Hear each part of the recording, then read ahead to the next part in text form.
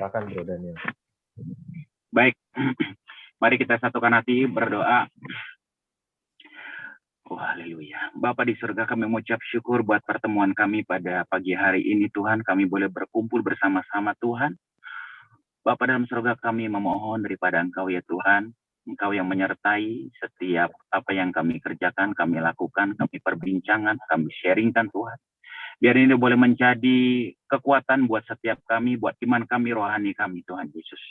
Bapa, terima kasih buat komunitas ini, Tuhan. Terima kasih buat kesehatan yang Kau berikan bagi setiap kami, Tuhan, pada saat ini. Bapa, kami juga teringat kepada Pak Ogan yang masih terbaring di rumah, Tuhan.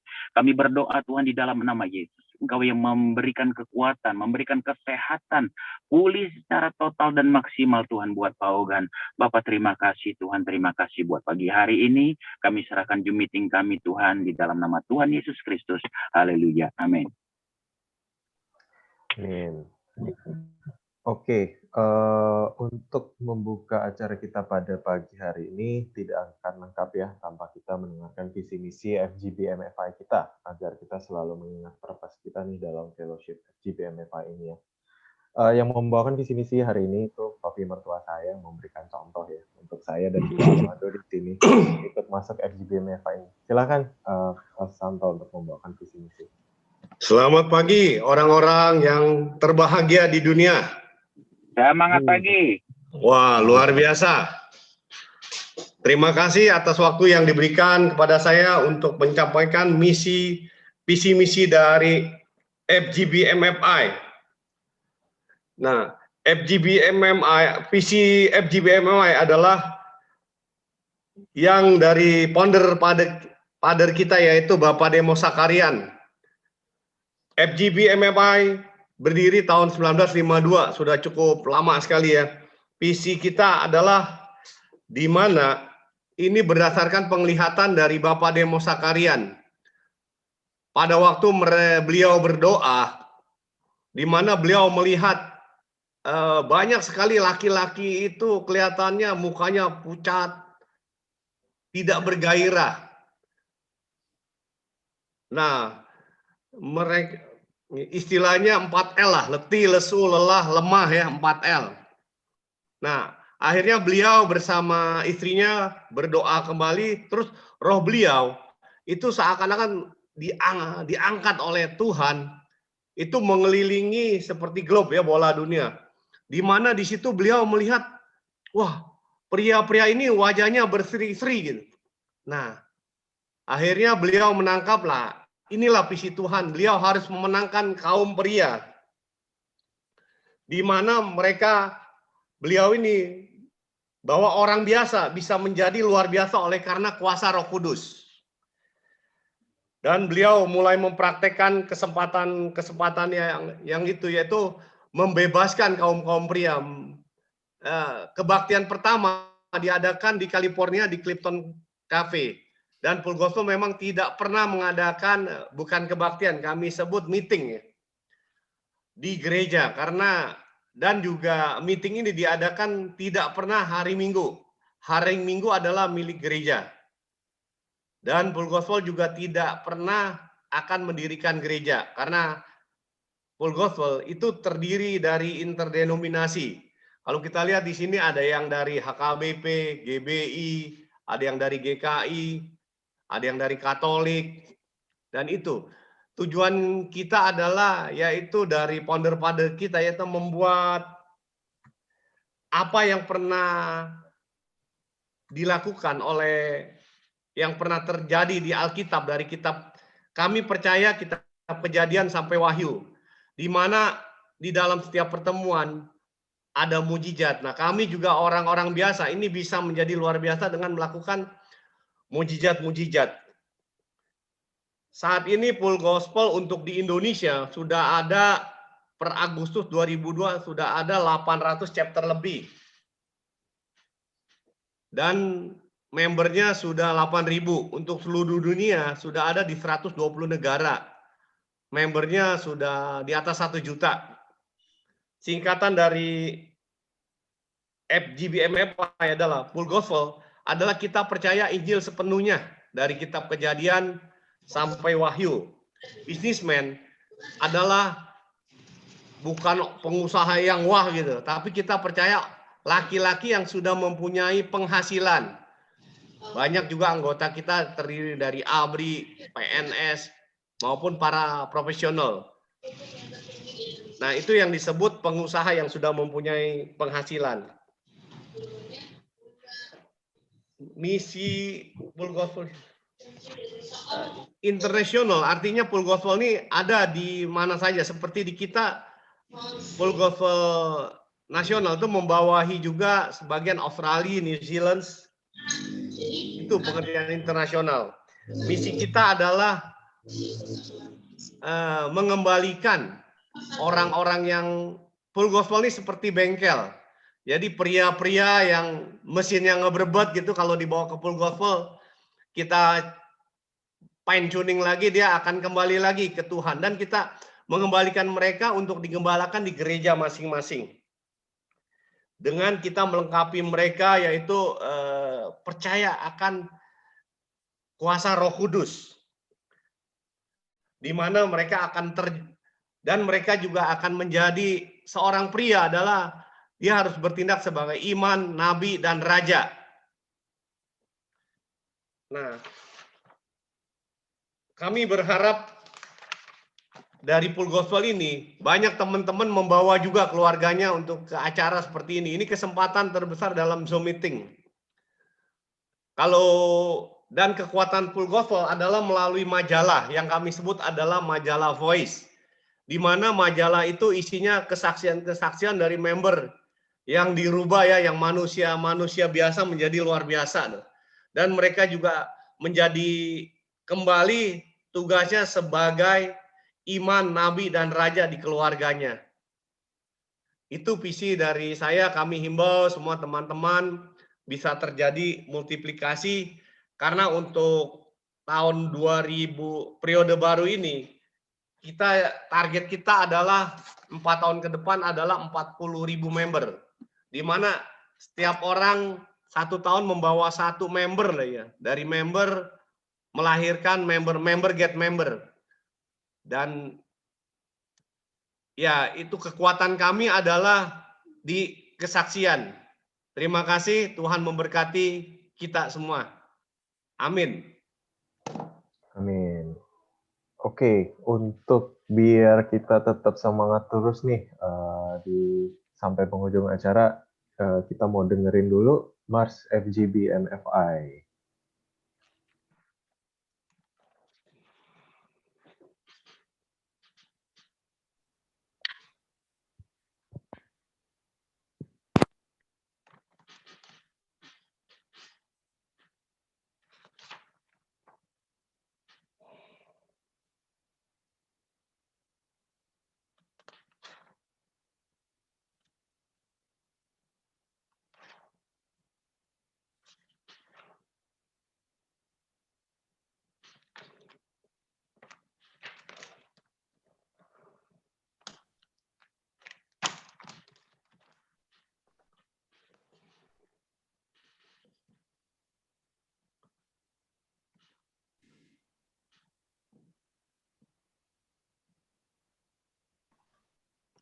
Wah, nggak ada suara. Nggak ada suara ya?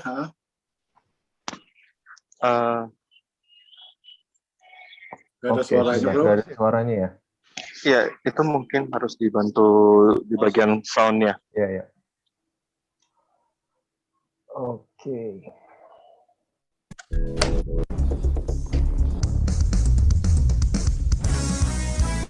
Udah ya? Ya, oke. Bagus.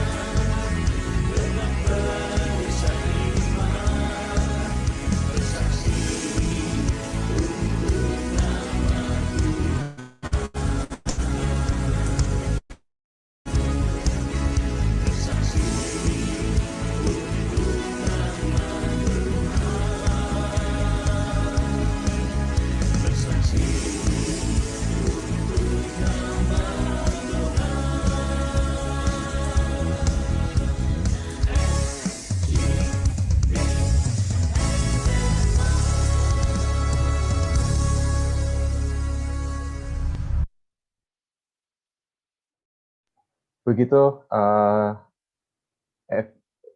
FGB MFI ya gitu. Jadi Mars FGB ini benar-benar bikin kita semangat ya. Gitu. Oke, jadi untuk melanjutkan acara kita pengen dengar dulu nih kesaksian dari Om Bro Jugito. Silakan. Waktu dan tempat saya persilakan. Om Bro Jugito. Selamat pagi teman-teman FGBM. Selamat pagi, terima kasih untuk pagi Pak Cu. Ya, teman-teman yang sudah mengundang saya untuk kesaksian. Ini kesaksian pertama saya tahun 2021. Intinya adalah Tuhan itu baik selalu dalam hidup saya. Sebagaimana teman-teman Demori tahu, 2020 ini banyak buat kesehatan saya adalah tahun yang nggak baik.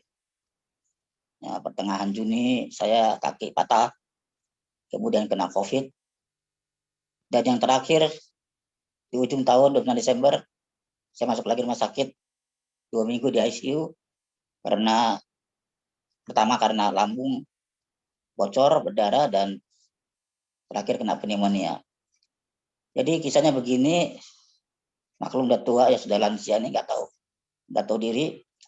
Saya suka minum jus tuka apel yang jual buat teman saya, katanya ini bagus buat COVID, bagus buat kesehatan. Jadi saya suka minum itu pagi, sore minum. Nah kebetulan malam itu saya minum itu memang itu asam ya. Kemudian istri saya nawarin, anak saya beli apa tuh yang kayak yogurt itu yang asam juga. Jadi saya minum tengah malam, jam 3 malam, perut muter dengan buang air. Pas buang air, yang keluar darah semua. Kayak pagi itu, jadi wah, saya pikir saya kenapa ya? Makan apa? Pikir. Baru ingat, waduh ini makan apel ke asman. Singkat cerita, saya makan obat, stop ininya. stop perdarahannya, kemudian ke dokter, diperiksa, ya periksa cek darah semua, HB turun, tapi masih oke lah, HB jadi 10, masih boleh pulang ke rumah, dirawat di rumah. Setelah dirawat di rumah, pendarahan berhenti, tapi kalau saya ngomong nih jadi pelo, jadi kayak orang stroke, jadi nggak jelas. Jadi saya bilang sama istri saya, ini gila, rasa apa lagi? Kalau badan saya enak, seperti ngomong kayaknya jadi nggak jelas ya. Iya, dibilang lu ngomong, gua nggak jelas sih. Jadi akhirnya saya telepon dokter jantung saya, dokter Utoyo, apakah saya mungkin mau gejala stroke gitu. Kebetulan dia lagi di Bali, dia bilang kalau rasanya stroke itu kemungkinan kalau ke dokter syaraf, bilang ya, saya nggak mungkin stroke, dia bilang. Coba ke dokter syaraf, tapi kalau rasanya kurang ini, mendingan di opnam karena besok dia pulang.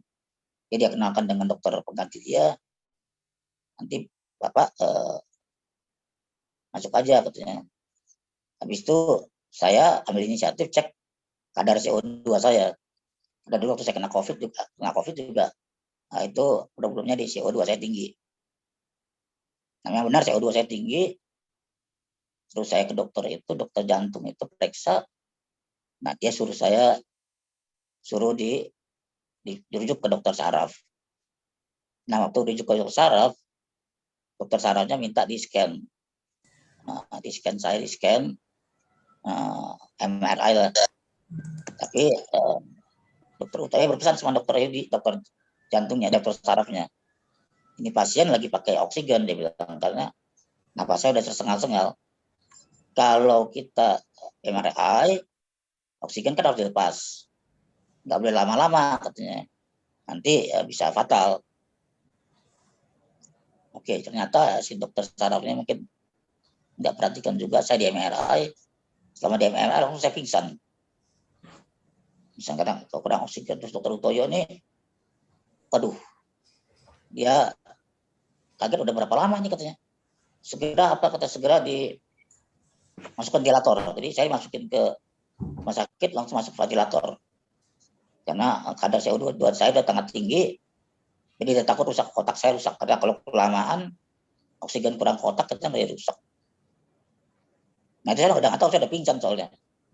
Jadi saya bangun-bangun, sudah di ICU, dan udah pakai ventilator. Aduh, ngomong nggak bisa, apa nggak bisa, saya bingung kenapa ini. Saya lupa semua kejadiannya. Sampai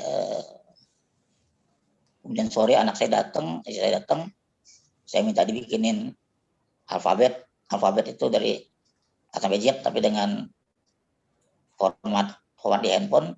Jadi saya bisa kayak orang bisul ya. Saya pakai alfabet, nanya ada apa sebenarnya saya. Dikasih tahu saya begini. Sekarang pakai ventilator. Waktu ini kejadian persis sama seperti saya tahun 2018 di Canberra. Jadi nggak pakai ventilator. Waduh, saya bilang ini kalau saya pakai ventilator ini pengalaman dokter saya COVID. Dokter situ bilang kalau yang kena COVID udah pakai ventilator 90% game. Apalagi saya ini sudah ketiga kali nih masuk. Terus kemudian periksa, dan dokter paru-paru saya dulu waktu saya COVID juga periksa. Dia bilang, aduh, bapak ini lagi katanya. Bapak ini kalau masuk selalu krisis katanya. Selalu krisis dia bilang. Tapi saya yakin sih bapak bisa libat katanya. Fisik bapak luar biasa. Karena seperti dibilang sama dokter COVID, siapapun yang kena COVID itu pasti organ tubuhnya ada yang kena. Ada yang pasti yang rusak. 100%.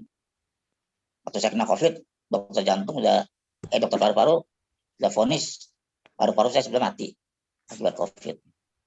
Puji Tuhan, itu tadi Tuhan baik, mujizat terjadi. Di hari terakhir saya harus keluar, paru-parunya hidup lagi. Sampai dokter paru-paru ini, dokter Vici bilang, miracle Pak, ini miracle, nggak pernah terjadi. Biasanya ada yang kena di jantungnya. Makanya kalau kita lihat banyak yang meninggal, COVID itu sebenarnya bukan COVID-nya. COVID-nya menyerang dia punya kelemahannya. Ada yang nyerang jantung, ada yang nyerang ginjal, ada yang nyerang hati, dan saya diserang paru-paru. Puji Tuhan, ini saya terima kasih semua untuk teman-teman di Full Gospel, saudara semua teman-teman lain yang selalu mendoakan saya. Mungkin Tuhan dengar. Jadi saya waktu COVID juga nggak kena. Nah, kembali waktu di ventilator ini cukup lama karena saya minta dilepas. Saya bilang, tolong dilepas ventilator. Saya bisa napas sendiri kok. Nggak bisa Pak, katanya. Kita sudah coba dan kan ventilatornya Bapak ini katanya apa sesak napas. Jadi kami akan turunkan pelan-pelan. Diturunkan pelan-pelan sampai satu titik. Saya rasa udah nggak masalah gitu kan. Tapi dokternya bilang ini masalahnya kalau malam Bapak tidur, Bapak ini suka berhenti napas katanya. Jadi ventilator dipasang sebagai standby. Begitu saya berhenti napas, ventilatornya on. Waduh, kita udah gerak banget nih kan, nggak bisa ngomong, makan nggak bisa, makan harus pakai sonde, pakai selang, ya apapun nggak bisa. Jadi kebetulan untuk waktu periksa itu dokter istri saya dengar, istri saya bilang, oh dok udah biasa Pak, dokternya suami saya memang kalau tidur malam tuh suka perhatikan, kadang-kadang berhenti napas 1 menit, 2 menit berhenti napas, nanti napas lagi. Dokter bilang, oh ya, masa sih katanya, iya. Besok kita nggak berani resiko, saya nggak berani ambil resiko. Kenapa? Kalau sudah keluar dari ICU itu antri masuk lagi dokter bisa. Orang yang antri masuk ICU itu full. Jadi saya cara pakai ventilator dikurangin. Nah, di situ saya pikir aduh saya ini bisa bertahan liwat atau enggak ini. Karena setiap hari di situ ada 8 bed. Tapi ada aja yang kalau keranda game. Tapi saya game ganti 3 orang. Langsung. Kalau saya cuma bisa doa sama Tuhan ya, jangan salah pilih aja deh. Nah, pandai saya udah enak sih ya ventilator turunin. Saya bilang udah boleh tukar lah nih, lepas aja dok. Saya bilang, iya belum bisa. Dia bilang, tiba-tiba dia perhatiin, ini kok oksigennya nggak hidup. Dia bilang, Bapak pakai ventilator, kok oksigennya nggak di-on-in ya? Saya bilang, yuk saya lihat, baru lihat. Udah berapa lama nih Pak? Baru saya nggak tahu, tapi ini oksigennya off nih, udah sejak dari tadi pagi saya kan di nebulizer. Di nebulizer tuh oksigennya dipakai mereka. Habis siap nebulizer, oksigennya dimatiin sampai siang hari. Udah berapa jam? 3 jam. Apa sesak nggak? Enggak. Loh, kalau gitu bisa dibuka dong nih ventilator katanya. Bapak udah nggak pakai oksigen bisa katanya. Wah, puji Tuhan. Jadi kesalahan suster malah jadi hal baik buat saya. Kalau enggak, ya oksigen dimatiin, mungkin saya udah game itu. Susternya lupa hidupin oksigennya. Singkat cerita, dicabut ventilator, diganti dengan alat lain yang juga masih menyebabkan oksigen, tapi di bawah ventilator. Nah, puji Tuhan itu bisa. Saya bisa lewatin 2 hari, oke. Minta pulang, tetap juga nggak boleh. Karena 1 kali kalau Bapak pulang, tidak bisa masuk lagi, karena full. Jadi akhirnya setelah hari ke-14, saya maksa juga pulang, diperiksa semua dokter, akhirnya pindah ke ruang biasa. Ruang biasa, observasi 2 hari, oke, boleh pulang. Nah, di sini sekali lagi saya bilang, dokter paru-parunya dan dokter jantungnya bilang, Bapak ini, aduh katanya, selalu lewatin masa-masa kritis, orang khawatir katanya. Nah, di sini saya sangat berterima kasih ke Dr. Utoyo itu, karena kalau nggak dia yang handle saya begitu cepat, mungkin hari ini saya sudah antara 2, kalau nggak jadi orang-orangan, udah stroke, ya udah game. Jadi beliau yang karena merawat saya dari tahun 2006, tahu persis kekurangan saya, jadi langkahnya cepat. Karena teman-teman juga kalau ada yang sesak napas, cek kadar CO2, nggak bisa hanya kadar oksigen aja, kadar CO2 tinggi. Sekali lagi Tuhan itu masih baik mendengarkan doa teman-teman semua.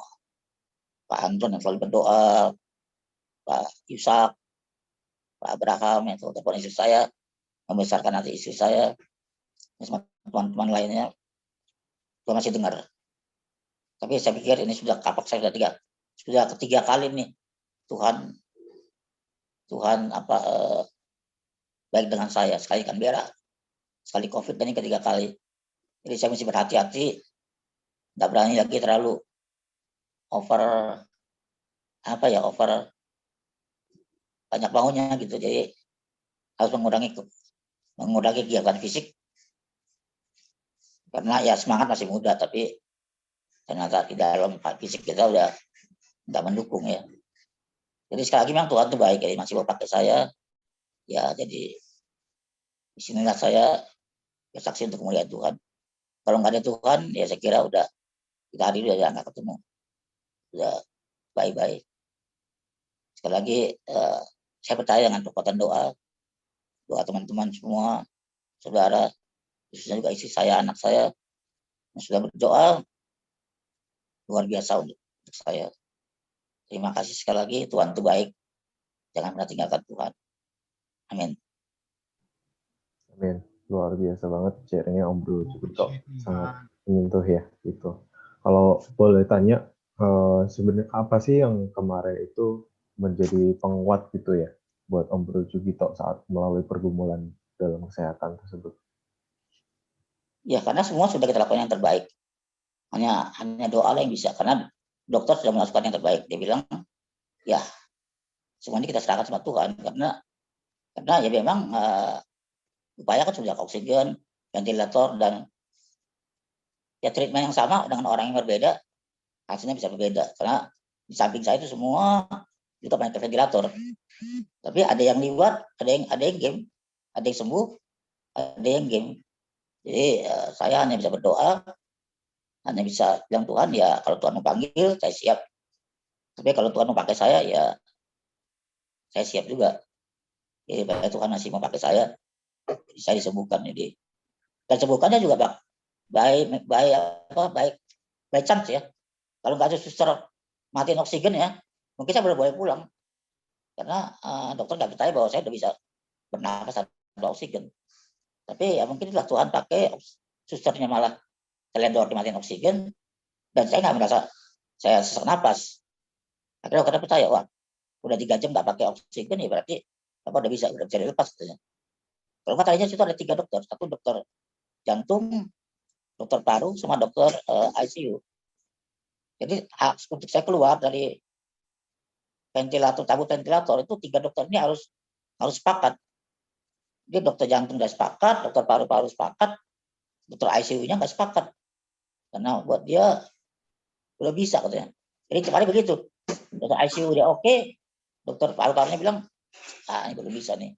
Hanya dokter Utoyo yang yakin saya bisa gitu.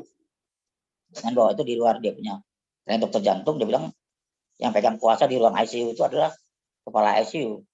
Walaupun itu dokter biasa. Ini yang memang agak repot. Dan karena waktu itu full di ICU, dokter Utoyo bilang kalau sekali keluar, Bapak masuk lagi belum tentu bisa karena daftar antrian banyak sekali. Saya dengar sekali tengah malam dokter Utoyo telepon ada pasien yang masuk, marah-marah dia. Bagaimana pun nggak bisa, dok, ada tempatnya. Kata suster itu, nggak ada yang keluar, belum ada yang keluar, bilang nggak bisa, ya pasiennya tolak juga. Begitu juga ruang rawat inap juga full. Jadi karena kebanyakan ruang rawat inap dipakai untuk COVID. Jadi ruang biasa semua dirubah untuk COVID. Sedangkan saya bukan kena COVID, jadi kena pneumonia. Ya Tuhan baik, kalau Tuhan baik itu ada jalannya. Sekali lagi kita masih berserah pada Tuhan. Ada rencana Tuhan yang besar buat saya, supaya mungkin ya saya lebih dalam lagi, ya lebih ikut Tuhan. Terima kasih. Yep, thank you banget kesaksiannya Om Bro Sugito ini. Luar biasa ya kuasa Tuhan dalam hidup Om Bro Sugito ini. Semoga tetap bisa sehat selalu buat Om Bro Sugito. Amin. Terima kasih. Oke, karena Om Bro Ogan ini berhalangan untuk hadir, mungkin ada lagi yang mau kesaksian? Silahkan.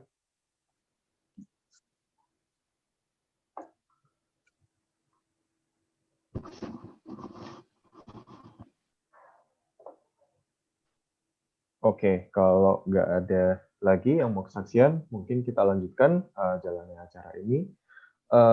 Jadi kita sebenarnya udah nggak sabar banget nih buat dengerin ya sharing dari Bro Tony gitu. Tapi kita pengen nih mempersiapkan hati kita semua terlebih dahulu dengan mendengarkan 2 lagu rohani pada pagi hari ini, yaitu Hari Ini Kurasa Bahagia dan Semua Baik.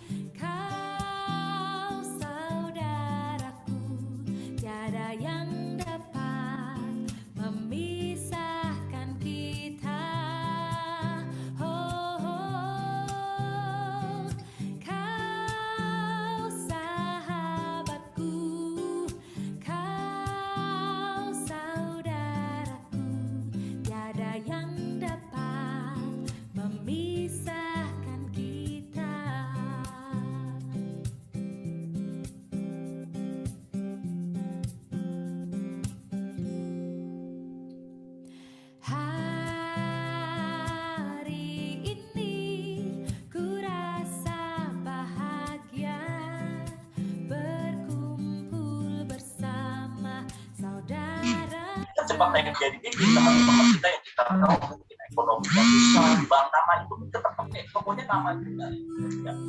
Tak bisa merekrut mereka kok.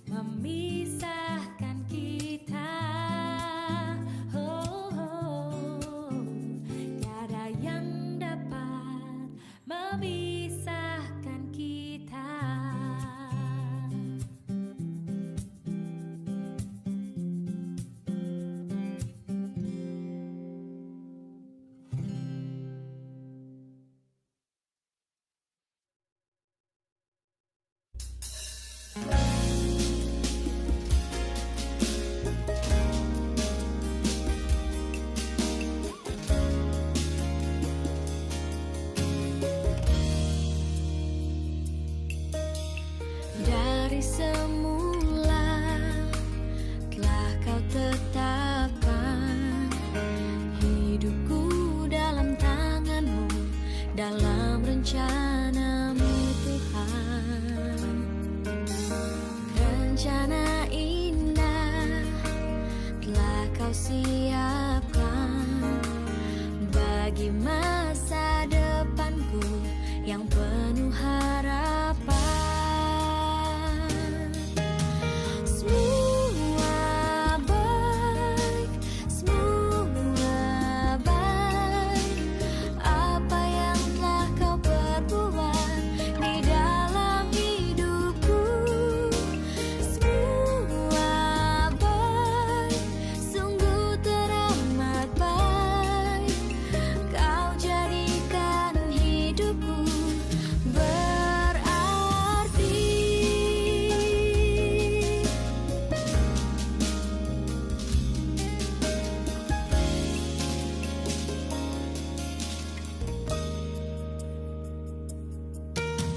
Dari semula telah Kau tetapkan hidupku dalam tangan-Mu, dalam rencana-Mu Tuhan. Rencana indah telah Kau siapkan bagi masa depanku yang penuh harapan. Semua baik, semua baik. Apa yang telah Kau perbuat di dalam hidupku. Semua baik, sungguh teramat baik. Kau jadikan hidupku berarti. Semua baik, semua baik. Apa yang telah Kau perbuat di dalam hidupku. Semua baik, sungguh teramat baik. Kau jadikan hidupku berarti. Kau jadikan hidupku berarti. Kau jadikan hidupku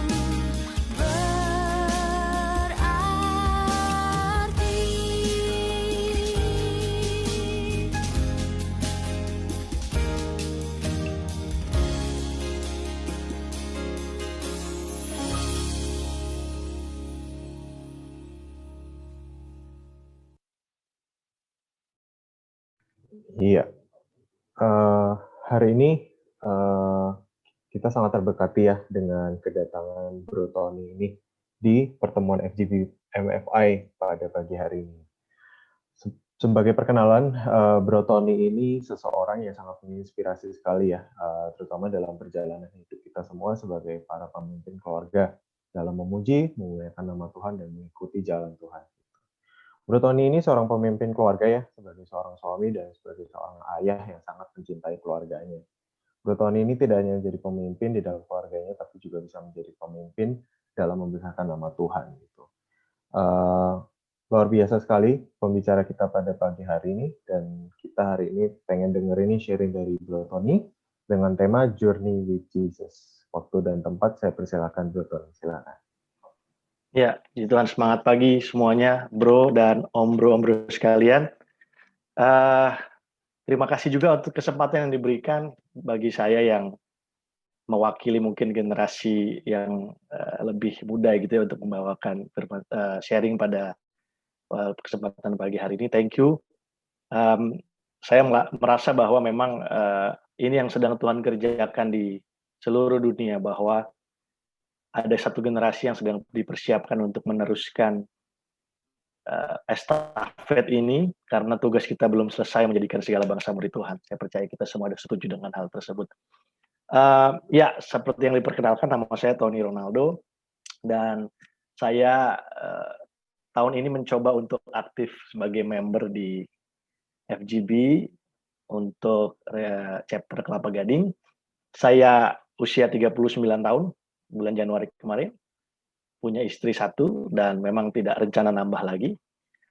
Punya anak 1 usia 8 tahun namanya David, sekolahnya di TIS di belakang Mall Kelapa Gading. Saya tinggal di apartemen Gading Mediatera dia. Tuhan mempercayakan beberapa hal untuk saya jalankan.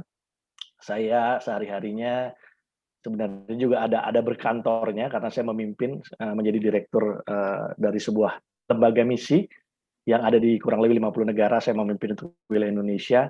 Setiap tahun kami melatih kurang lebih 900 sampai 1000 hamba Tuhan di seluruh Indonesia, terutama yang di daerah pedalaman, dan memperlengkapi mereka dengan kurang lebih 75.000 sampai 100.000 Alkitab dan bahan-bahan pemuritan gratis.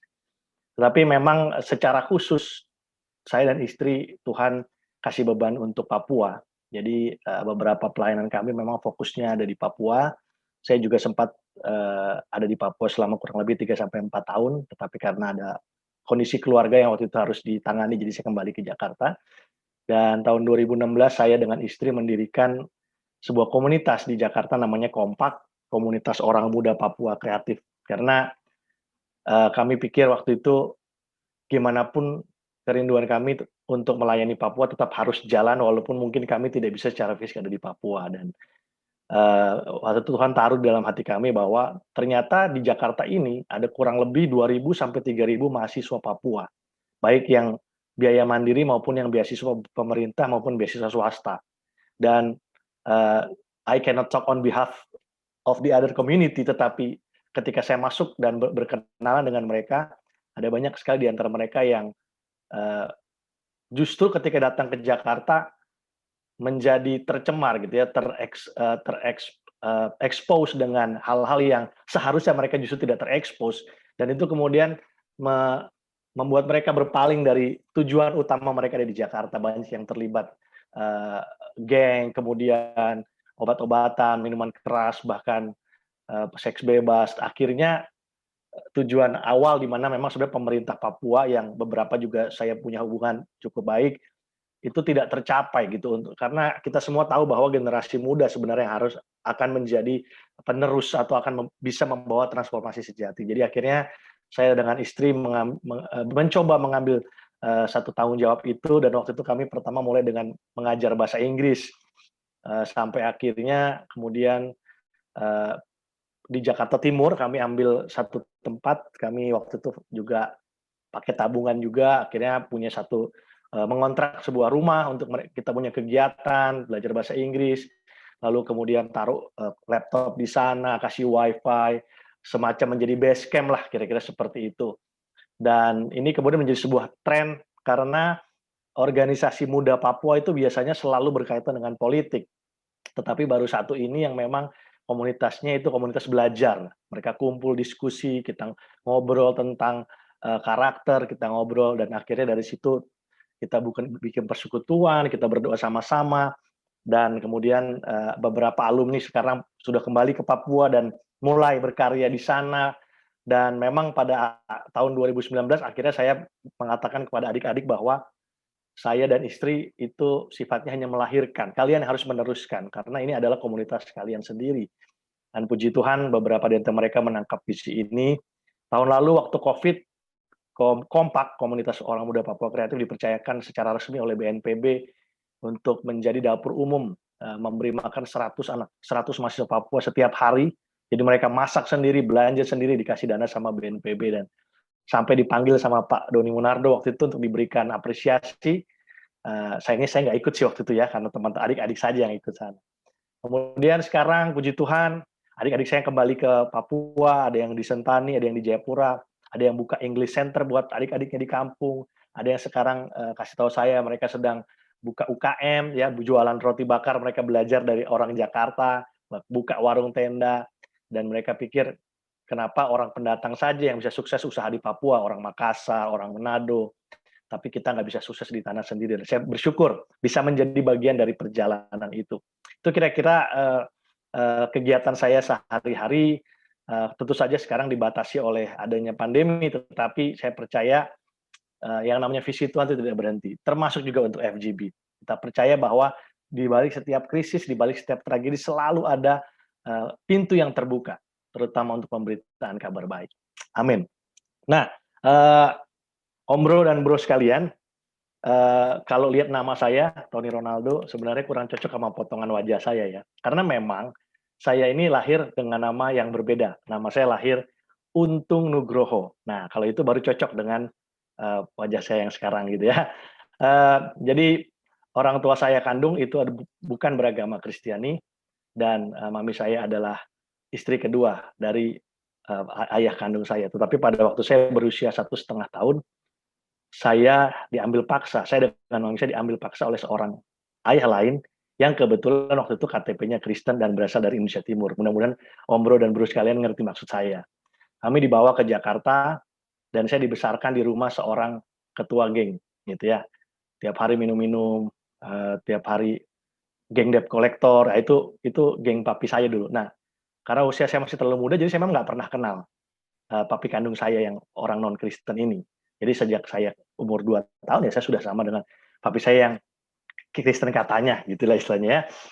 Jadi itu setting di mana saya dibesarkan, dan sampai akhirnya waktu saya SMP pun saya sempat, dan saya nggak pernah ngerasa bahwa saya memang bukan anak beliau karena mami saya orang Jawa, papi saya orang Ambon, ya blasteran gini masih agak cocok lah ya gitu, kulitnya gelap, mukanya Jawa gitu. Jadi saya nggak pernah curiga akan hal itu. Tetapi pada waktu saya mulai remaja, memang akhirnya saya sudah berniat untuk mengikuti jejak papi saya ini untuk menjadi ketua geng gitu, untuk menjadi seorang preman.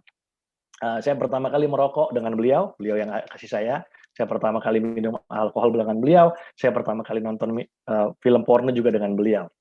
Dengan sebuah pesan, kamu jangan lakukan lagi gitu ya. Tapi tentu saja saya tidak menuruti pesan itu. Saya hidup nakal SMP SMA sampai satu kali saya diajak seorang teman untuk datang ke yang dulu katanya konser di sebuah hotel, tapi ternyata itu adalah sebuah KKR. Jadi di situ saya diselamatkan dan memulai sebuah journey with Jesus. Sejak saya usia 18 tahun, kemudian setelah itu semua kemudian terbongkar, papi dan mami saya berpisah dan saya diceritakan saya bukan anak dari beliau.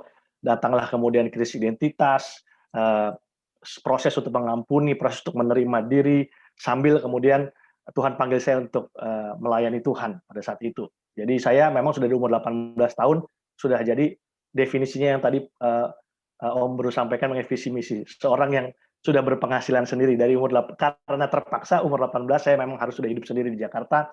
Saya nggak tahu orang tua saya waktu itu kemana, mereka mencari kebahagiaannya masing-masing, dan saya sudah harus survive. Saya kerja macam-macam, dari mulai sales komputer sampai ngajar jadi guru bahasa Inggris, sampai jualan alat musik dan sebagainya.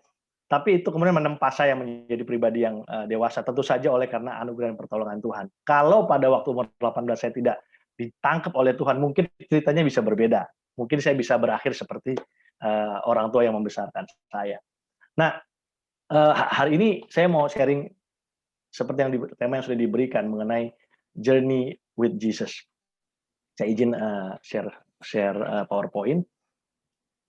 Karena ini menurut saya adalah sebuah hal yang memang secara pribadi saya alami gitu ya, bahwa mengikuti Yesus itu adalah sebuah perjalanan. To follow Jesus is a journey. Tadi kembali ke cerita saya pada waktu itu sempat berpikir, dan ini kemudian menjadi salah satu topik penting dalam kehidupan saya, yaitu bahwa kadang-kadang kita sendiri harus bertanya kepada diri kita, kepada hati kita, sebenarnya apa sih artinya menjadi seorang Kristen gitu ya? What does it mean to be a Christian?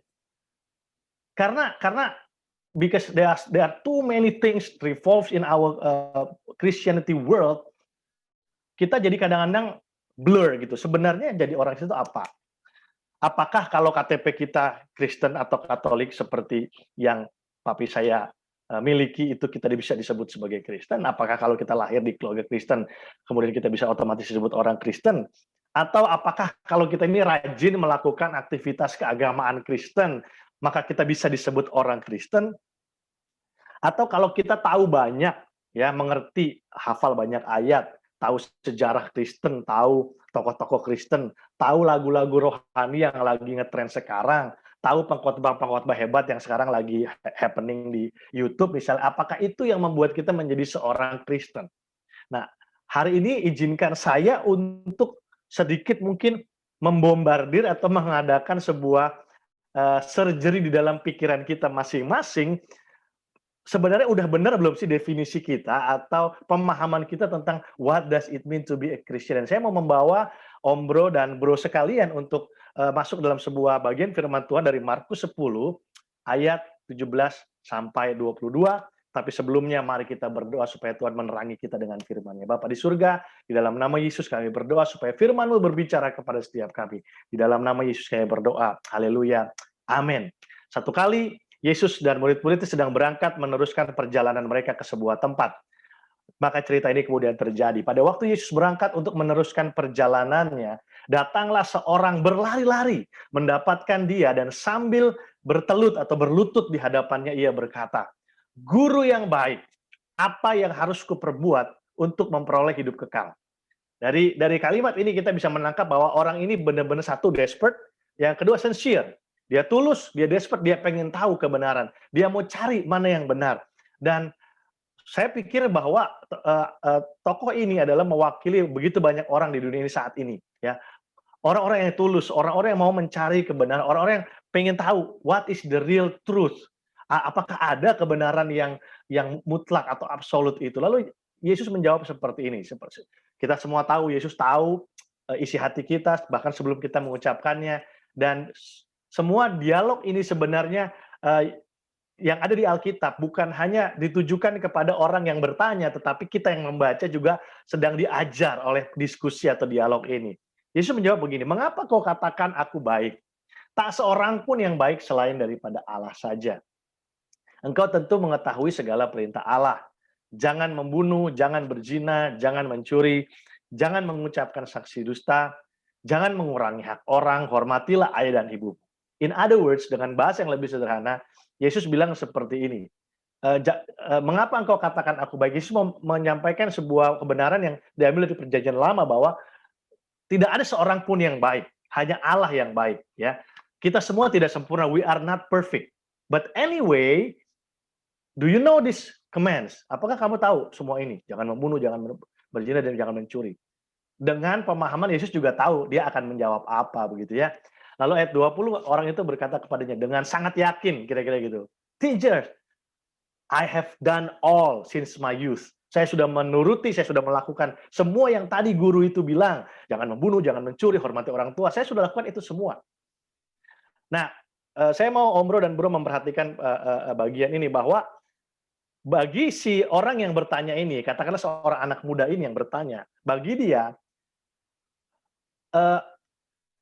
kalau dia mau mendapat hidup kekal, it's about doing. It's about doing. Kita melakukan sesuatu, maka kita mendapatkan sesuatu. Maka ketika Yesus memberikan formula itu, have you done this? Dan anak muda itu menjawab, of course. Dan dia merasa seperti secure gitu bahwa, ya, aku udah lakuin semua, maka aku pasti masuk surga, maka aku pasti dapat hidup kekal. Tapi Yesus memandang dia, ayat 21, dan menaruh kasih kepadanya. Dalam terjemahan lain, have a compassion. Artinya gini, kalau bahasa sekarang ya, lu sebenarnya nggak ngerti berarti gitu ya. Gue kesian ya sama lu gitu. Lu nggak ngerti sebenarnya hidup kekal tuh kayak gimana gitu. Lu merasa lu semua udah tahu, udah lakukan, but I want to tell you this. Lalu berkata kepadanya, hanya satu lagi kekuranganmu. Coba perhatikan baik-baik. Pergilah, ya, jualah apa yang kau miliki dan berikanlah itu kepada orang-orang miskin, maka engkau akan beroleh harta di sorga, kemudian datanglah kemari dan ikutlah aku. Apa responnya anak-anak muda ini? Mendengar perkataan itu, ia menjadi kecewa, lalu pergi dengan sedih, sebab banyak hartanya. Saya minggir sedikit sebelum saya teruskan. Banyak ahli mengatakan, Om Bro dan Bro sekalian, bahwa sebenarnya anak muda yang kaya ini adalah si Markus sendiri yang menulis kitab ini. Makanya dia tidak taruh namanya di situ. Ya, jadi ada yang bilang ini Markus, ada juga yang bilang ini Silas. Tetapi anyway, Yesus mengatakan sesuatu yang membuat dia kaget dan dia kemudian ngerasa kayaknya gue nggak sanggup kalau kayak gini. Tetapi yang banyak ditafsirkan orang adalah bagian jualah yang kau miliki dan pergi dan berikan kepada orang miskin, seolah-olah itu yang menjadi perintah utama. Dan kemudian orang banyak menafsirkan, kalau gitu kita nggak boleh kaya kalau ikut Tuhan. Hey, tunggu dulu sebentar ya. Jadi kalau kita mau ikut Tuhan sungguh-sungguh, kita harus buang semuanya. Bukan itu sebenarnya. Di dalam hal ini, di dalam konteks ini, Yesus sudah mengajar bahwa I know your heart, I know that you have something yang kamu anggap terutama, yang kamu anggap paling penting. Itu harus kamu lepasin dulu, baru yang saya bold, ikutlah aku. This is the point sebenarnya. Kenapa demikian? Karena kata ikutlah aku atau dalam bahasa Inggrisnya follow me, itu bukan diperkatakan kepada anak muda ini saja, kalau kita perhatikan. Masih ingat cerita Petrus setelah dia dapat mujizat, dapat ikan banyak, sudah semalaman nggak dapat ikan, Yesus bilang apa? Tinggalkanlah jalamu dan ikutlah aku. Selalu satu paket. Matius, pemungut cukai. Tinggalkan hidupmu yang lama, tinggalkan itu pekerjaanmu sebagai pemungut pajak, ikutlah aku. Jadi sebenarnya menurut saya yang menjadi emphasize, yang menjadi penekanan di sini adalah follow me-nya. But the thing is, you cannot follow me if you still have something dragging you, gitu loh. Jadi you have to, ya dalam konteks si anak muda ini adalah hartanya. Tetapi yang menjadi penekanan dari Yesus itu adalah follow me. Dan di sini saya belajar dalam perjalanan iman saya bersama Tuhan, bahwa menurut pemahaman saya akan Alkitab dan pengalaman saya, Yesus itu memang tidak datang membawa sebuah sistem agama. Dia tidak datang dan kemudian bilang, mulai hari ini ajaranku disebut Kristen. Tidak. Mungkin teman-teman yang pernah belajar Alkitab juga tahu bahwa istilah Kristen justru dilahirkan oleh orang-orang yang bukan percaya Yesus sebagai insult kepada orang yang percaya Yesus. Kristen, Christ imitator, ya, mencoba meniru Yesus. Jadi yang Tuhan bilang apa selalu? Untuk semua murid-murid di awal-awal, semua orang yang mengikuti Yesus di awal, follow me. Yesus tidak datang membawa agama, dia datang membawa dirinya sendiri. So he wants us to follow a person, not a religion, not a mungkin juga not just a way of life, but follow me.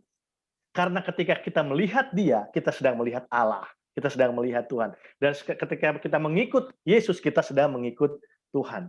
Makanya ini yang kemudian saya pahami dan membuat hidup saya berubah adalah karena saya percaya dan mengerti bahwa, ternyata it's not just a religion.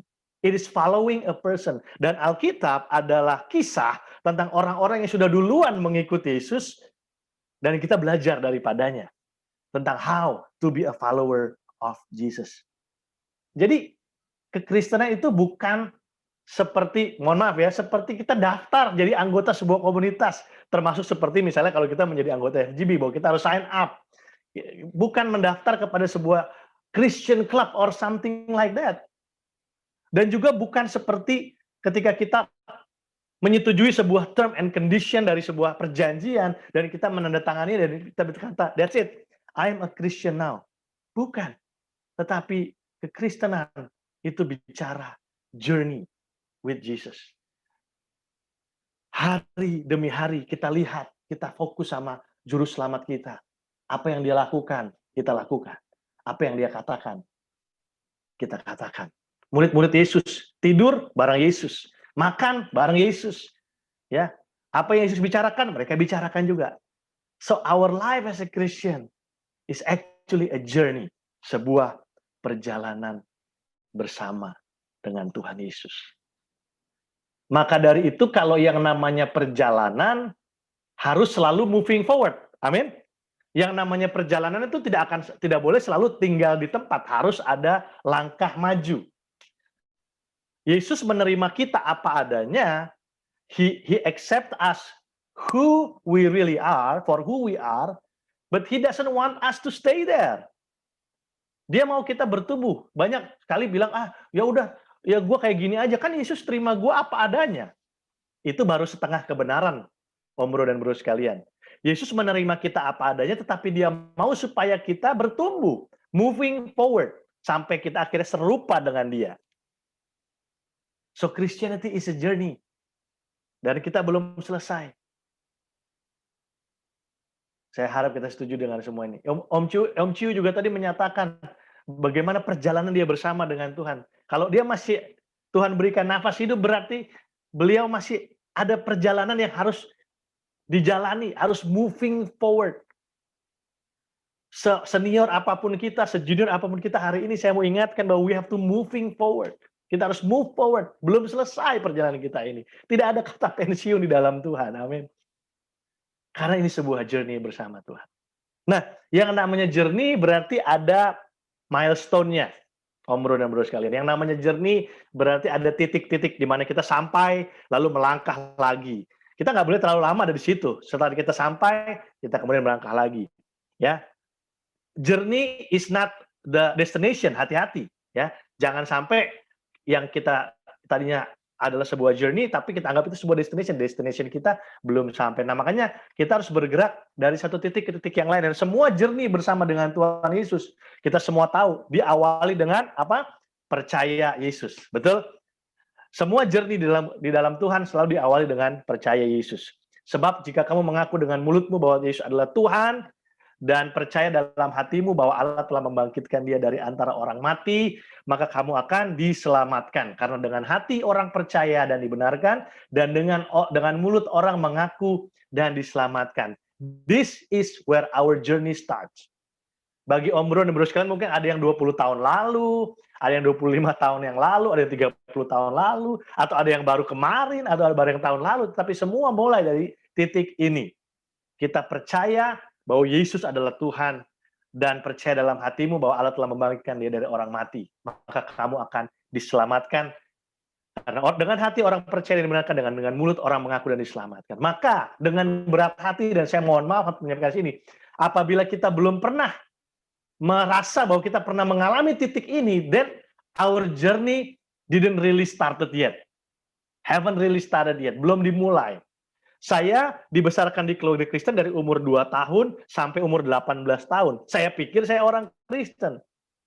Tapi baru umur 18 tahun, saya percaya sungguh-sungguh kepada Yesus. Sebenarnya saya baru mulai journey saya pada umur 18 tahun. Nah, tetapi terlalu banyak orang Kristen juga berhenti di sini. Karena dia pikir ya udah percaya Tuhan Yesus, ya sudah selesai. Iya, kalau kita habis percaya Yesus dipanggil Tuhan, ya kita selesai di situ.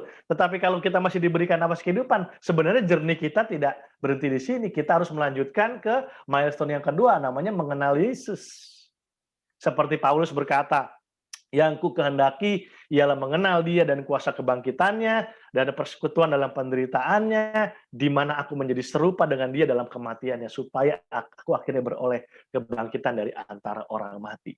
Paulus dan kita semua yang hidup bersama dengan Tuhan mengerti bahwa di dalam perjalanan kita, waktu kita menderita, waktu kita bangkit, ya, waktu kita mati untuk kedamaian kita, itu adalah proses di mana kita kemudian pelan-pelan mengenal siapa Yesus kita.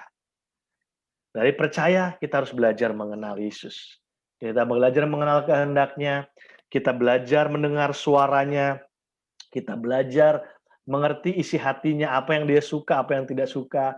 Kita belajar melayani, berkomunitas, itulah bagian dari mengenal Yesus. Karena lewat mengenal orang-orang yang juga ikut Yesus, kita juga mengenal siapa Yesus. Jadi kita tidak boleh berhenti dari percaya, kita harus belajar mengenal Yesus.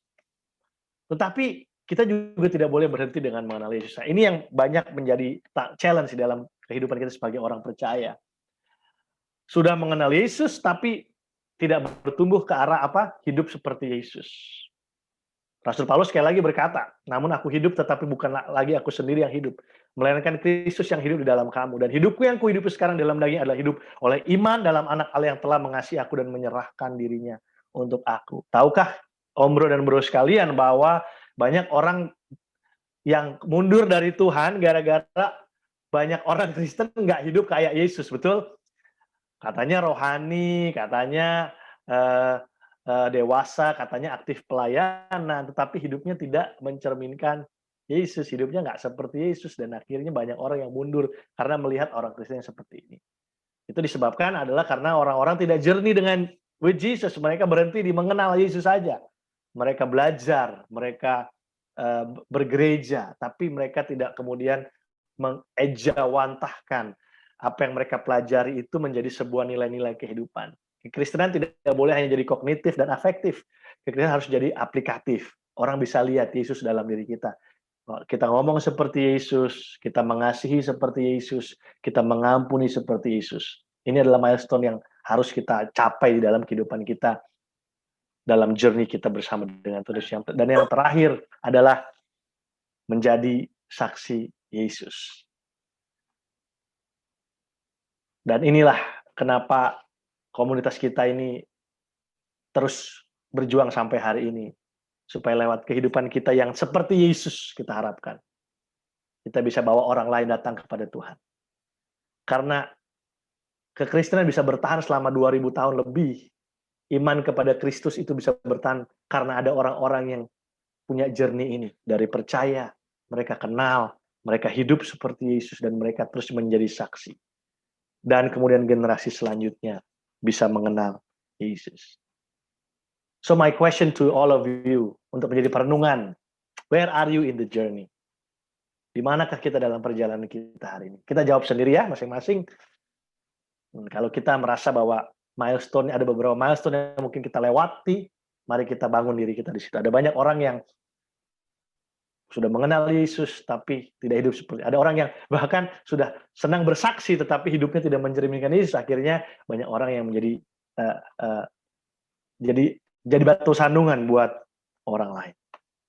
Karena saya percaya bahwa Christianity is more than just a religion or a way of life. Christianity is a lifelong journey of following our Lord, Master, Teacher, Jesus Christ. Mari kita terus setia, mari kita terus jalan sama Tuhan, mari kita terus melangkah sampai waktunya nanti Tuhan bawa kita ke dalam kehidupan yang kekal. Buat teman-teman yang hadir atau yang menonton di YouTube hari ini, yang mungkin belum memulai perjalanannya dengan Yesus. Hari ini Tuhan sendiri berdiri di depan pintu hati saudara, teman-teman, dan mengetuk, dan meminta dan mengundang. Maukah engkau ikut aku? Follow me. Follow me. Follow me. Itu adalah undangan Yesus bagi teman-teman semua yang belum pernah hidup dan berjalan dengan Tuhan Yesus. Kiranya pesan Tuhan ini bisa menjadi berkat bagi kita semua. Tuhan Yesus memberkati. Oke, thank you banget Bro Tony. Luar biasa sekali sharingnya pada pagi hari ini ya, Bro Tony. Masih ada, Bro Tony?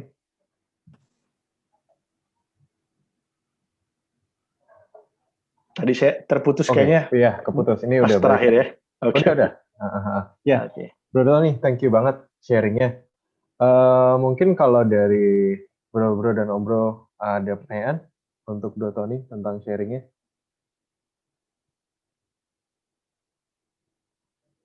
Luar biasa banget ya. Tadi saya belajar banyak banget sih tentang kekristenannya, dan kekristenan tuh yang saya belajar itu tuh berbicara mengenai journey with Jesus.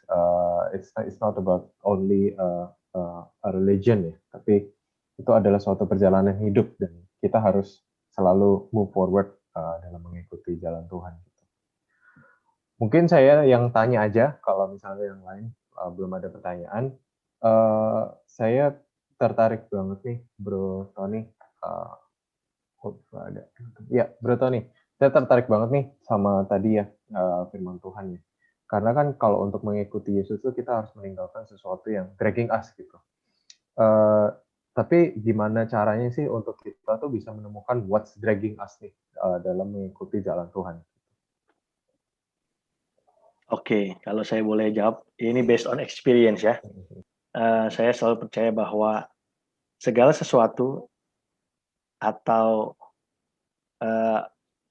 baik itu person maupun things gitu ya, yang dalam posisi hati kita itu jauh lebih tinggi nilainya dari Tuhan, jauh lebih penting dari Tuhan, itu adalah idols.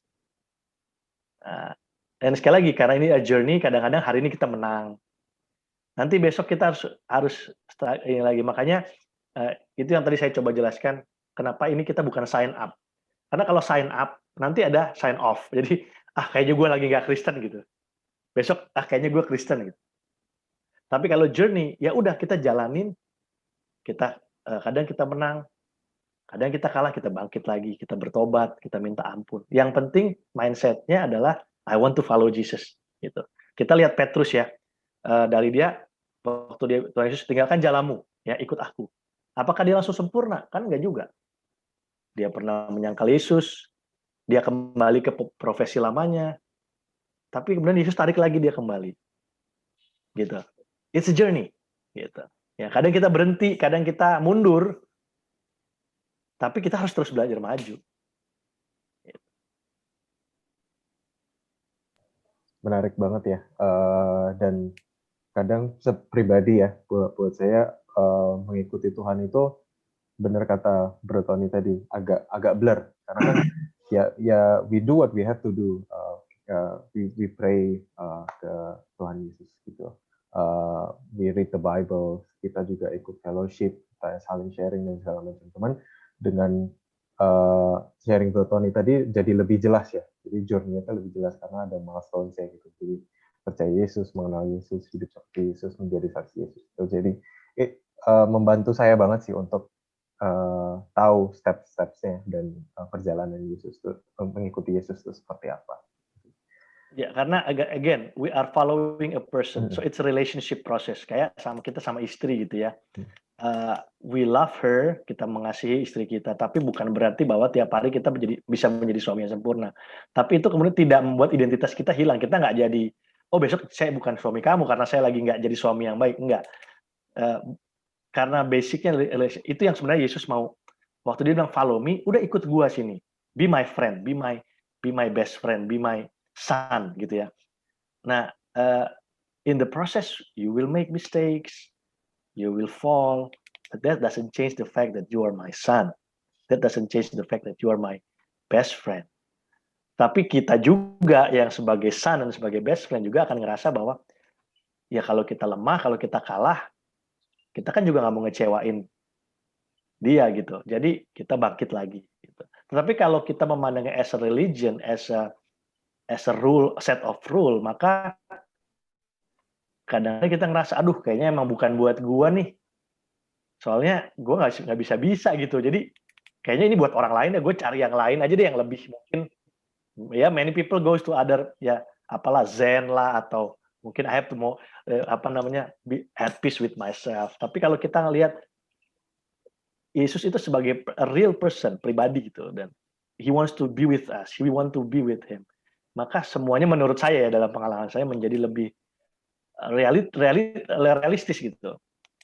Itu juga bukan berarti bahwa kita kemudian jadi sembarangan ya, artinya ya udah kan toh Tuhan tahu, enggak juga. Justru kita akan appreciate for what He has done for us, dan kita sama kayak kita kalau punya partner bisnis, kalau partner bisnis kita baik, kita juga nggak mungkin lah istilahnya sembarangan juga gitu.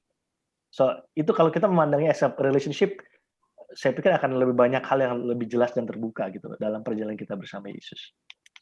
Ya, apalagi kalau misalnya kita lihat ini sebagai hubungan, kan kita juga tahu ya kalau Tuhan itu mengajarkannya kasih gitu. Jadi sangat nyambung banget nih, benar-benar koheren banget kasih Tuhan dengan perjalanan kita mengikuti Yesus gitu. Mungkin pertanyaan lain dari saya, kalau misalnya kita mengikuti Yesus itu kan, kalau tadi Bro Tony bilang ada path-nya. Dan kita kan pasti ya sebagai manusia kan tidak sempurna, dan bisa off gitu. Tapi kalau untuk Bro Tony sendiri, waktu off tuh apa sih yang ngingetin Bro Tony, hey Bro Tony, lu udah keluar jalur nih gitu, balik lagi dong gitu. Boleh cerita sharing lagi? That's a great question. Itu pertanyaan sangat baik, dan kita rasa kita semua pasti pernah punya pengalaman itu ya. Tapi kalau saya nih pribadi, kenapa kita perlu punya milestone yang pertama tadi, percaya Yesus? Kalau saya lagi lemah, kalau saya lagi jatuh gitu ya, kalau saya lagi off track, maka saya akan selalu mengingat momen itu. 18 Januari tahun 2000, Tuhan jamah hidup saya gitu. Saya lihat lagi hidup saya sebelum itu beda banget, dan itu biasanya akan membuat. Jadi kalau di Alkitab itu ada istilah batu peringatan. Kenapa sih orang suka bikin batu peringatan? Bahkan kenapa kita salah satu fungsi ibadah di hari Minggu di gereja itu sebenarnya untuk menjadi sebuah momen kembali gitu. Kita mengingat, oh I have a journey. Dulu gue pernah mulai sebuah perjalanan. Dan sekarang gue lagi melenceng dari jalan itu. I have to go back. Jadi penting sih punya momen-momen pengalaman pribadi bersama dengan Tuhan. Bahkan dalam pelayanan misalnya, kalau boleh cerita sedikit, saya juga pernah punya masa-masa di mana saya down atau it doesn't work. Tapi waktu saya ingat, Tuhan kasih kita mimpi gitu. Tuhan kasih kita tanda yang jelas. Ada orang-orang yang tiba-tiba datang tanpa mengenal kita dan bilang kamu harus lakukan ini, kamu harus lakukan itu. Itu kemudian menjadi sebuah catatan sejarah yang ini nggak mungkin. Ini belum selesai. We have to move forward. Kita harus bangkit lagi nih. Gitu. Jadi it's very important to have that moments dan mencatat dan mengingat momen-momen itu. Either it's in a journal or dalam sebuah dokumentasi. Jadi kita bisa punya atau sebuah simbol gitu ya, sebuah barang atau sebuah apa yang bisa mengingatkan kita kembali bahwa oh iya ya, I have a journey nih, I'm on a journey gitu. Kok saya melenceng ya? Yuk kita kembali yuk. Gitu. Benar sih, momen-momen transformasi itu ya.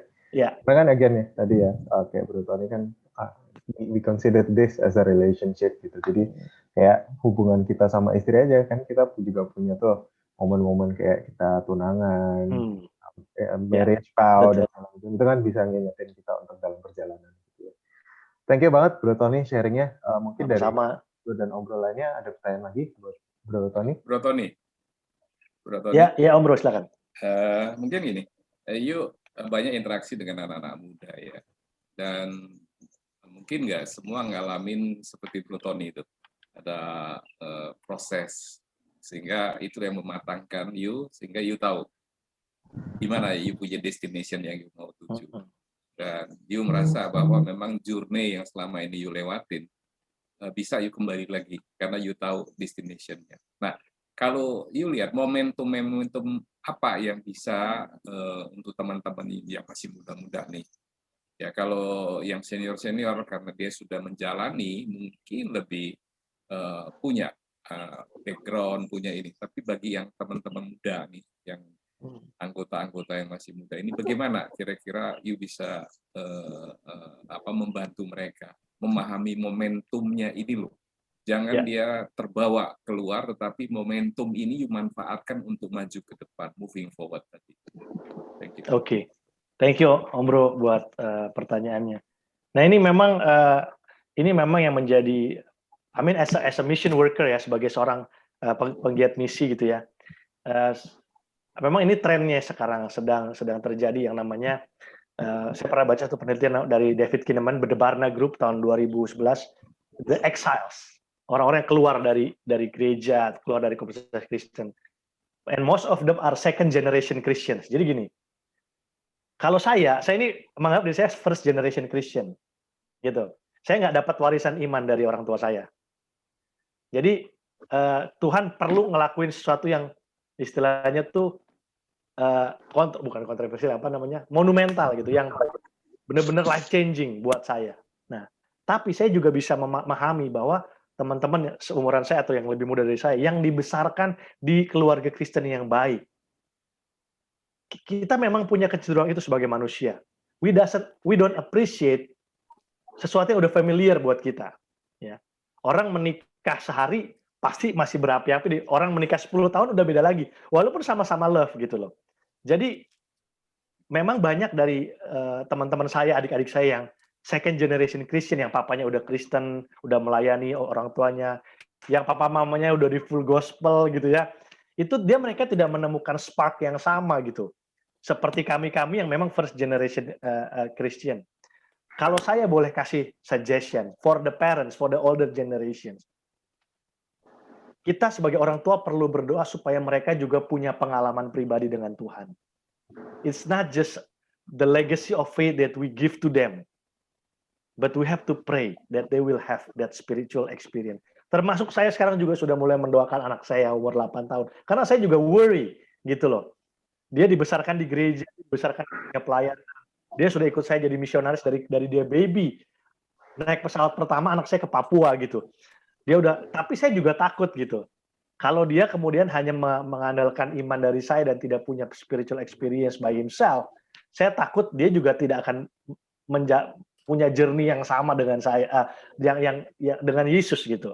Jadi orang tua mari kita doakan supaya mereka. Nah, dalam hal mendoakan ini pun kita harus kita harus menerima resiko bahwa kadang-kadang anak-anak itu perlu off track dulu gitu. Saya banyak banget ngelayani anak muda yang mereka memang akhirnya Tuhan izinkan harus off track dulu untuk bisa kemudian, when you are in the bottom, there's no other way than go up, ya nggak sih? Gitu. Dan kadang-kadang mereka perlu ngalamin itu gitu. Itu yang pertama. Nah, buat generasi saya, buat generasi second generation Christian, kita perlu juga kemudian it's okay to be critical to your faith. Ask questions, doubt your faith. Gitu loh. Jangan simpen itu gitu. Saya selalu terbuka. Kita punya sesi-sesi pelayanan di mana ask questions that you want to ask gitu loh. Kenapa begini? Kenapa kok saya nggak ngerasa Tuhan itu ada? Itu pertanyaan generasi ini. Dan kita yang tua jangan udah pokoknya lu beriman aja dah. Pokoknya papa, mama udah ngalamin Tuhan. Lu nggak boleh, lu pokoknya Tuhan itu baik gitu. Nggak bisa. Kita let them tanya pertanyaan gitu. Kalau mereka meragukan keberadaan Tuhan, tanya. Nah, ya kita yang hamba Tuhan ini juga memang harus belajar akhirnya untuk menanggapi pertanyaan itu. Karena menurut saya itu yang akan kemudian menuntun mereka kepada perjalanan itu. Let them have their own personal faith. Jadi bagi orang tua ya memang itu tadi mendoakan. Bagi anak muda, kalau saya boleh ngasih tahu kepada teman-teman saya yang sekarang, nggak apa-apa kok. Kamu anak pendeta, kamu anak pemimpin full gospel, dan kamu meragukan imanmu, it's okay. Tapi biarlah keraguanmu itu kamu jawab dengan belajar, bertanya, meminta Tuhan. Jangan kemudian kamu jadi, it's ya buat teman-teman muda, it's not fair if you say that you don't want to believe in something, but you don't want to try to learn about it first. It's not fair gitu loh. Jadi anak muda yang fair dong. Kalau udah ngambil kesimpulan gue nggak mau percaya, apa reason lo gitu loh? Apa excuse lo? Lo udah belajar belum gitu? Jangan ninggalin A menjadi B hanya karena kita berpikir A itu udah terlalu familiar buat kita, it doesn't work. Tapi lo juga nggak belajar yang B kok. Kenapa lo pindah ke yang B? Kan gitu. Jadi anak muda harus kritis. Jadi anak muda harus, ya katanya kritis, katanya milenial gitu ya. Ya belajar gitu. Jadi harusnya keraguan itu menjadi sebuah trigger buat belajar, untuk tahu gitu. Saya banyak kok temuin, saya kasih tantangan. Oke, if you don't believe in Christianity, then let's talk about it, or let's learn. What do you want to learn? Apa yang kamu mau pelajari? Kalau setelah itu saya nggak bisa mempertanggungjawab, atau kamu saya nggak puas dengan jawaban kakak, atau saya nggak puas dengan jawabannya, then silahkan. Tapi saya juga percaya ada benih yang Tuhan tanam dalam hatinya dia waktu dia belajar. Banyak orang yang kembali kepada Tuhan karena dia belajar. Jadi biarkan dia belajar, jangan biarkan dia hanya mewarisi iman dari orang tuanya. Kalau kamu ragu, dalamilah sebelum kamu ngambil itu. Jadi kita sebagai orang tua bilang gitu, papa nggak akan dikte kamu, mama nggak akan dikte kamu. Tapi kalau emang kamu ngambil keputusan untuk tidak lagi aktif atau tidak lagi menjadi seorang percaya atau tidak mau aktif di gereja, what is your reason? Gitu. Kamu udah belajar belum? Gitu. Nah ini kadang-kadang yang menurut saya perlu terus digaungkan di anak muda zaman sekarang, karena mereka itu kritis, Om Bro, Benny. Yeah. Nggak bisa terima hanya sekedar pokoknya percaya aja gitu. Oke. Mungkin ada satu lagi pertanyaan. Yeah. Itu yuk amatin kan, yuk dengan kelompok ya, mungkin dalam hal ini Papua ya. Tadi Bro Tony katakan ada milestone-nya. Kalau you lihat secara umum anak-anak muda yang bertumbuh itu milestone-nya itu ada berapa yang kritis-kritis, di mana kira-kira poin-poinnya? Oke. Banyak begini, anak-anak muda tuh kalau yang kayak ngalamin kayak saya ya, sebuah hal yang supernatural gitu kira-kira ya. Banyak yang kritisnya itu di mengenal Yesus. They don't want to read their Bible, mereka mengandalkan spiritual experience aja. Jadi ketika ada krisis datang, bukan pemahaman, judgment-nya mereka hanya kalau Tuhan nggak tolong, nggak bikin mujizat, berarti dia nggak baik gitu. Nah makanya perlu banget teman-teman yang dari milestone percaya Yesus harus mengenal Yesus, belajar gitu. bahwa Allah itu Immanuel. Kita nggak lihat dia kerja, dia tetap bekerja. Dia nggak pernah meninggalkan kita. Dia lakukan mujizat, dia belum lakukan mujizat, dia Immanuel. Kalau kita belajar, kita akan melengkapi pengalaman rohani itu dengan kebenaran. Dan itu menjadi sebuah hal yang strong. Lalu yang satu lagi challenge-nya juga adalah banyak sekarang anak-anak muda Kristen, anak-anak muda itu dikecewakan sama figur-figur pemimpin rohani yang tidak hidup seperti Yesus. Walaupun mereka katakanlah merasa mengenal Yesus. Kan beberapa waktu yang lalu kita dengar berita, kalau baca ada satu apologet terkenal yang sudah meninggal baru terbongkar masalahnya. Ada juga seorang gembala di New York yang terbongkar. Jadi itu sebenarnya kita yang kerja kita yang melayani di anak muda itu jadi tambah sedih lagi. Aduh, mundur lagi nih gitu perjuangan kita. Yang tadinya udah setengah jalan, akhirnya tuh kan lihat tuh pendeta begini, tuh kan lihat tuh begitu. Jadi saya pikir yang kritis adalah di mengenal Yesus tadi dan hidup seperti Yesus, Om Bro Benny. Thank you. Iya. Mantap Bro Tony. Ya sih gitu. Kadang kita tuh kalau ngajak orang tuh take things for granted ya. Jadi kayak ya udahlah, yang penting ikut Tuhan dulu lah gitu. Tapi kita nggak mencoba untuk memberikan mereka pengertian dan mencontohkan kasih Kristus gitu ya. Kalau dari saya sih gitu. Ada lagi mungkin dari bro-bro yang lain kalau misalnya ada pertanyaan. Mau tanya dong? Iya, silakan Bro. Bro Tony, gue sih sepahaman banget ya, maksudnya kayak setuju banget apa yang dialami seseorang dalam journey pertama kalinya itu yang menentukan dia bisa dapat momentumnya lagi.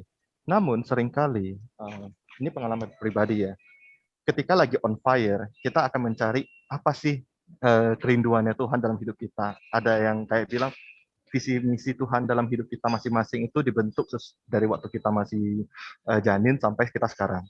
Tapi yang pengen saya mungkin tanyain adalah kayak gini. Banyak banget orang di luar sana, dia mungkin dapat spiritual momennya, dia juga dapat perjalanan rohaninya. Mungkin dia belajar, dia sekolah minggu, dia ini. Tapi yang sering banget terjadi adalah dia nggak tahu tujuan dia itu mau ngapain. Adanya dia lebih, oh ya udah, saya hidup, saya bekerja, saya udah berumah tangga, saya menghidupi keluarga saya, atau enggak, saya jalanin hidup ini, ya udah seperti yang apa ya ibaratnya, saya ikutin aja yang kata orang, ataupun yang di sesimpel ini ya, ikutin apa kata dunia. Nah, pertanyaan saya adalah gimana kita bisa dapat visi misinya itu yang selaras lah dengan jalannya Tuhan. Dari Bro Tony sendiri, apa sih momentum ataupun kejadian yang bisa di-share?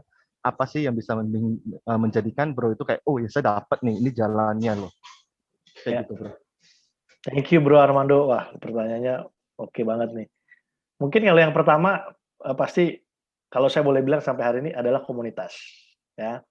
Karena berinteraksi dengan orang-orang yang sama-sama dengan journey yang sama, itu biasanya menjadi sebuah refleksi cerminan bagi kita gitu, bahwa oh iya nih, kita diarahkan gitu. Kita melayani ya. Melayani itu kan in most part voluntarily ya. Kita tidak dapat apa-apa dari situ sebenarnya. Nah, itu melatih kita untuk, kalau kita biasanya kalau nggak dapat apa-apa, masih mau kita lakukan, berarti kita memang passion-nya di situ. Jadi dan passion kan adalah satu unsur dari purpose of God dalam hidup kita. Tuhan nggak mungkin kasih kita sesuatu untuk kita lakukan kalau kita nggak passionate about that. Gitu. Jadi komunitas itu penting. Lalu yang kedua, saya selalu percaya bahwa ada general calling, ada specific calling. Nah, terlalu banyak, terutama anak muda itu, mereka pengen tahu what is my specific calling gitu, what is my specific vision and mission gitu.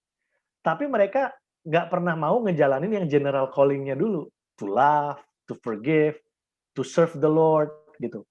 Saya dulu mulai pelayanan ya, karena saya kan banyak gerak di pelayanan ya. Saya nggak terlalu lama menghabiskan waktu untuk saya melayani apa ya, wah apa bakat saya, apa talent saya. Saya jalanin aja apa yang di depan saya. Apa nyapuin gereja pernah, bongkar pasang kursi gereja, ngajar sekolah minggu dan sebagainya, khotbah apa semua. Jadi nanti pelan-pelan baru Tuhan kasih specific calling kita apa. Nah, terlalu banyak anak muda yang mereka pengennya tahu langsung gitu. apa sih nih? Dan mereka diem aja seolah-olah kalau belum ketemu itu I don't have the responsibility to do something gitu. Makanya itu dua hal menurut saya, komunitas yang penting, dan yang kedua adalah do your general calling first gitu. Apa sih yang Tuhan mau buat semua anak Tuhan itu lakukan? And one of them is ministry and becoming a witness.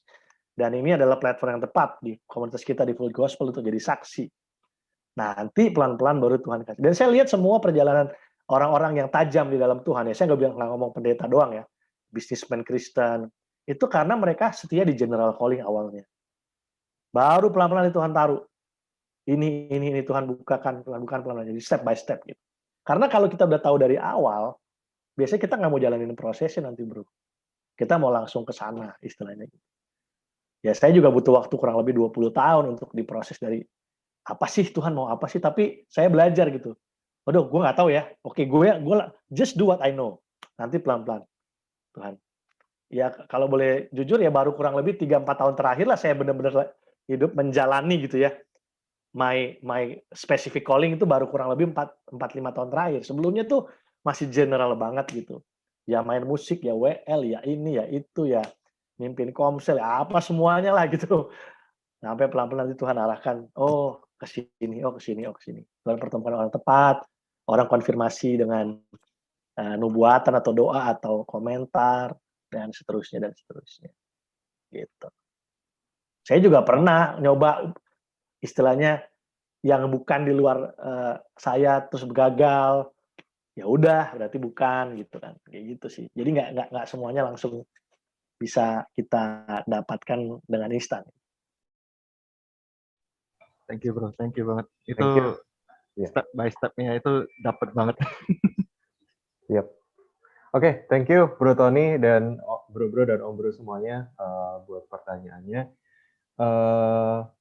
Sangat menarik sekali ya sharing Bro Tony hari ini. Thank you banget Bro Tony. Lalu kita mau lanjutkan jalan acara ini. Mungkin bisa saya serahkan ke Bro Philips untuk adanya sedikit pengumuman.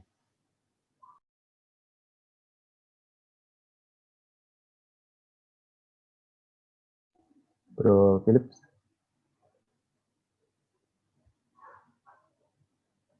Oke, kalau enggak kita lanjutkan dulu ke laporan keuangan.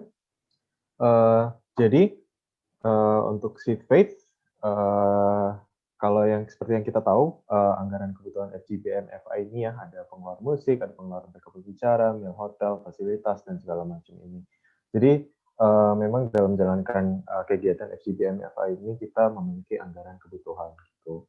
Dan kita tuh butuh kebaikan bro-bro dan om-bro semuanya untuk support perkembangan chapter kita, chapter Papa Gading ini. Tapi tanggung jawab kita adalah memberikan transparansi di mana kita bertanggung jawab atas Seed Faith bro-bro dan om-bro semuanya. Nah ini update keuangan yang sudah ada di chapter Papa Gading, pemasukan, pengeluaran dan sisa dananya updated pada hari ini gitu, dan dana sudah terkumpul sebanyak 15.950 dan 16 rupiah itu dari Seed Faith yang kita dapatkan di chapter ini dan sisa Seed Faith dari chapter yang lalu. Seed Faith kalau dari om-bro dan om-bro mau membagikan kebaikannya bisa ditransfer ke rekening tersebut dengan pesan Seed Faith, dan kalau bro-bro dan om-bro sekalian mau lihat laporan keuangan terupdate bisa diakses di link tersebut gitu.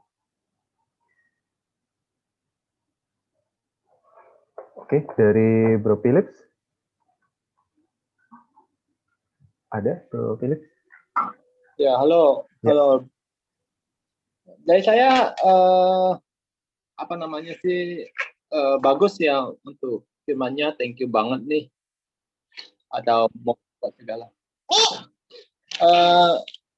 Oh ya, by the way, kita itu ada tambahan pengumuman juga itu dari Gading Raya chapter. Kita tuh mengucap terima kasih lah untuk teman-teman yang om-bro, saudara-saudara semuanya, brother-brother yang setia sama-sama dengan kita. Dan minggu lalu itu kita sempat ada pembicaraan sama PC kita, Bro Daniel. Jadi kita ada planning itu untuk adain namanya kayak satu bagian lagi namanya Ask the Expert. Maksudnya kita ada satu ruang nanti untuk program untuk teman-teman ataupun semua brother-brother yang ada pertanyaan tentang kehidupan ya, baik itu bisnis, baik itu keluarga, baik itu, namun itu masih dirancang sama brother Daniel, dan kita mungkin ada perlu banyak sekali masukan-masukan dari ombro-ombro juga, brother juga, ini polanya bagusnya gimana gitu loh, dan nanti mungkin penjelasan lebih detailnya dari ini visi kita, Bro Daniel. Udah itu aja sih. Thank you. Oke, siap. Untuk thank you pengumumannya Bro Philips. Mungkin nanti diskusi selanjutnya bisa dari Bro Daniel. Gitu. Untuk menutup acara kita pada pagi hari ini, baiknya kita tutup dengan doa ya, Bro dan Om semuanya. Mari. Selamat pagi ya Tuhan, kami ingin mengucapkan terima kasih atas berkat-Mu untuk jalan acara FGB MFI di Maret 2021 ini pada pagi hari ini ya Tuhan. Kami ingin berdoa pada pagi hari ini khususnya untuk meminta diberkati dan diberikan kekuatan dalam menjalani pergumulan seperti yang sudah dicontohkan oleh Om Bro Jupito. Kami juga terberkati pada pagi hari ini dari sharing Bro Tony di mana kami belajar ya Tuhan bahwa kekristenan itu tidak hanya sebagai agama yang harus kita ikutin, tapi ini adalah perjalanan kehidupan di mana kami mengikuti Yesus Kristus dan membangun hubungan yang dekat dengan Tuhan. Kami berdoa untuk bisa tetap selalu move forward dalam perjalanan kita dengan Yesus dan bisa mencapai milestone-milestone untuk mengikut jalan-Mu Tuhan. Kami juga ingin berdoa untuk negara kami Indonesia ya Bapak, lindungilah kami semua dari virus COVID-19 dan kami semua bisa pulih dari keadaan ini dari aspek kesehatan maupun dari aspek ekonomi Tuhan. Kami percaya Engkau akan memandu pemimpin-pemimpin kami di negara Indonesia ini untuk bisa membangkitkan dan menjadikan negara ini luar biasa kembali. Hanya di dalam nama-Mu Tuhan, kami berdoa dan mengucap syukur. Amin.